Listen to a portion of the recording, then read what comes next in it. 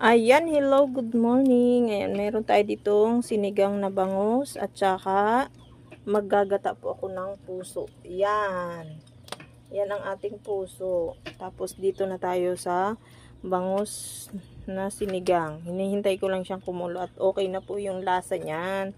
Tinikman ko na yan. Kaya ang isusunod na ito po ang ating isusunod. Ginataang puso. Nalagyan natin yan ng tuyo. Yan. Hello guys, luto na yung ating paksiw na, sinigang na bangus. Doon naman tayo sa ginataang, anong tawag doon anak? Puso. Ginataang puso. Yan. Ito na yung gata niya. Ready na yung kakang gata. Ayan na po siya. O, paukuluan muna natin siya sa pangalawang piga ng gata. Ayan.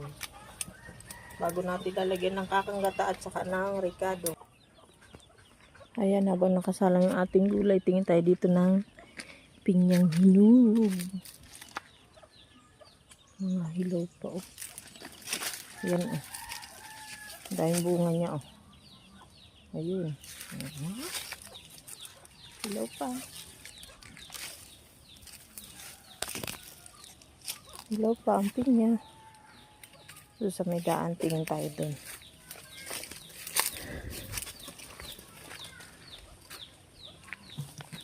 Ayun, oh.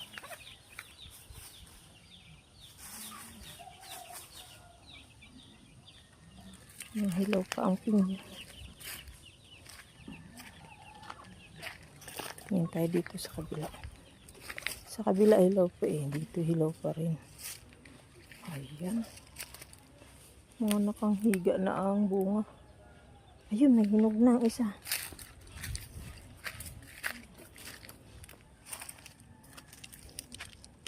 Hinog na kaya to. Hilaw pa. Akala ko hinog na. Napeke tayo dun. Nayari tayo. Ayun, oh, daan pinya, oh. Hanggang dun, pinyang yan. Hanggang dun. Kaso walang hinog. Balik na tayo sa ating niluluto. Hello, ayan, oh. Luto na ang ating ginataang puso, oh. Creamy na yung gata niya. Masarap to. Oh, diba? Ayan, oh. May sili yan. Oh. And then, in-next natin ay lang. Sinigang na bangus sa talbos ng kamote. Ayan ang ulam namin. Ayan. Gusto ko yan, ulo, mataba. Ayan, oh. Puro talbos, oh. Tsaka maraming sabaw yan. Yan, tara na, kain na tayo anak ko. Eunice. Kumain na sila, ate mo na. Ito po ang aming ulam. Oh, thank you for watching.